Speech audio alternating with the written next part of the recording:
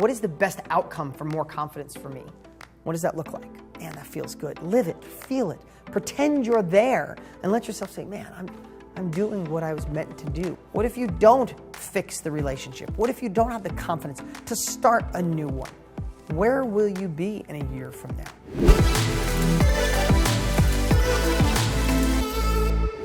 If you had the confidence to make the decision maybe that you're thinking of right now about work, about income, about money, about wealth, or about relationships, about a partner, or about a spouse, about kids, about anything in your life, if you had more confidence, what's the best outcome that could happen for you? Would you quit the job and go full bore into your company? Would you fire an employer or start hiring somebody? Would you go after that promotion no matter what anybody thought about? I don't know what it is. Would you finally walk in and say, this relationship's not working, time to fix it? Or would you end one that's bad? Or would you have the nerve to try to start one after a broken heart? I don't know. And this is about wealth building. But man, if you're off in your personal life, if you're off with your health, it's really tough to go to another level financially if that stuff's broken. So this is a blanket. I want to make you successful. This is success, right? So what is the best outcome in any of those areas? And what would you do if your confidence was up?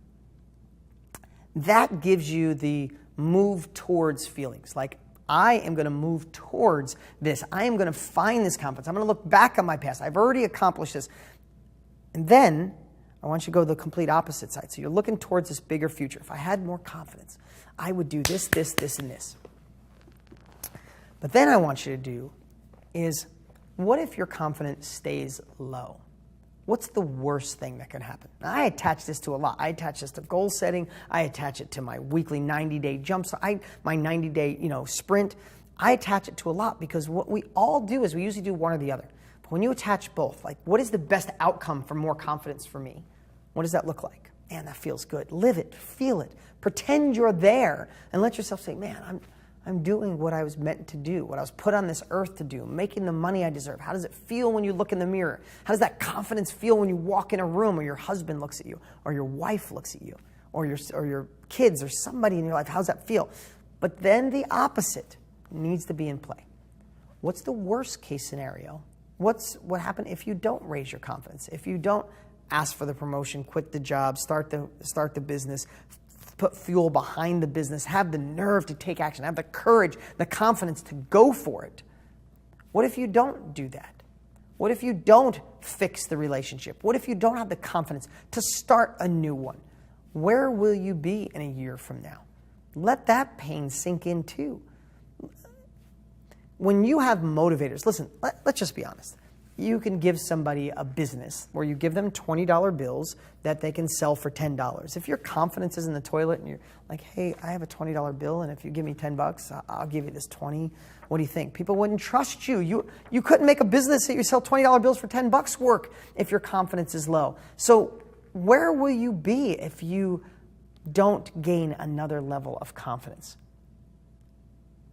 Where will you be with your income, with your happiness, with your joy, with your relationships?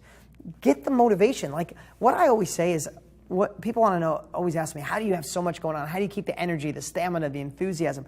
It's because I'll play any trick I possibly can on myself to continue to push forward. I do. And if I got to play the game of like, in a year from now, if I don't take action with that new company, someone else is going to gobble up that space. I'm going to miss out, and I want that to be something part of I want to affect those people's lives. I want to write that book. I will do anything in my power to ignite me being on fire, to sit up taller, to feel better, to not let me miss an opportunity again, to live into my full potential. I want my kids to see a confident dad. Like, find ways that make you realize that you're affecting other people. Do you want to be the leader of your household? I don't mean like I'm the dominant leader, the one that gives the example.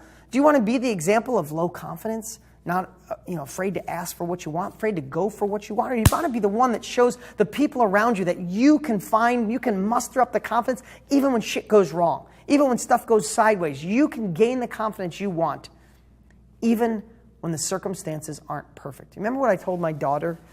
I said, professionals do it with a headache. People who succeed learn how to find confidence, even when all the things around them say they shouldn't be confident. We get to make that decision. Confidence, if your confidence is coming from the outside world when things go right in the moment, then you're a roller coaster. Then you're going up and down with the tide, right? But if you can create it, you can find that way, you can find that happy face, that happy place. You know your why. I don't want to go in that today, but you know, if you read any of my books, go back and read Millionaire Success Habits. You know the why is important. When you know why you're doing it and you know where you're going and you can muster up the confidence, you have the decision to turn the confidence switch on just like that. And you're going to need it for the next levels of growth that you want to go through. You wouldn't be here watching if you didn't want next levels of growth. What comes first, the horse or the car? I don't know, so I'm just going to give you all the things. I watched my daughter, her physiology, when she walked 2 batters in a row last year. I'd watch her just like that, literally. I could watch her shoulders go forward. I watch her face change. Even the way she stands in this weird, like, instead of ready position, you know, when someone hits, she's kind of standing up straight and her shoulders are down, and she just like, and I watch everything change. So what triggers what, right? We know those studies. You can Google it. Go online and Google the smile study. Simply by smiling. Literally, if you walk around with a smile, it's almost impossible to be depressed. It beat people on antidepressants, or just ask them to smile in the mirror for an hour a day. The smiling in the mirror was like head to head, I feel better, right? They did studies like this. They did studies with high school yearbook pictures, where they just went and looked at the people who smiled in their pictures compared to the ones that didn't. And the ones that smiled had better marriages, made more money. Crazy, a smile, right? They did the same thing with baseball cards, right? The kids collect baseball cards. They went and saw all the rookies who were smiling big in the picture compared to the rookies that were like this. And the ones that smiled, happier, more successful, more money, better relationships. Wow, so what comes first? Were they smiling because they were happy on the inside, or did the smile help create the inside? I think it's both. So why mess with it? Why not just do it? Here's what I know. When your confidence is down, you're like my daughter, you know, kind of like, you know, if I was doing this video like this for you guys, I'm like, hey guys, no, today's gonna be really good about confidence. You wouldn't want to listen to me. You don't feel the confidence of what I'm saying. This is what I'm sharing with you isn't beliefs I have. These are things that affected my life, affected the people I know and love, and people that have done amazing. Without confidence, it just doesn't work. So I know this to be true, so I could say it with conviction. I could say it right to the camera. I'm just talking to a little black dot, right? But I know you're on the other side, and I know you need this. So let me ask you, when you're going through your day and it's a long day and you're kind of like, oh, look at that posture. Look at that compared to shoulders back, smile. Like, I don't know which ones. I know smiling makes you feel happier, so why not find a way to get yourself in check with your physiology? How am I standing? How am I holding myself? How am I presenting my facial appearance? Am I smiling? Am I kind of frowning? You know, when people go, how's your day? And they go, It's like, that tells your subconscious, shit's messed up, right? We're sad, we're depressed, we're not confident. No, I want to use every tool in my toolbox to protect this confidence. Like Dan Sullivan said, he gets paid $25,000 a year. He generates $50 million a year. He's taught more entrepreneurs in the world. And what does he say? The number one thing I want to teach my entrepreneurs to make more money, to have a better life, protect your confidence. Protect your confidence. So check your physiology. Look in the mirror.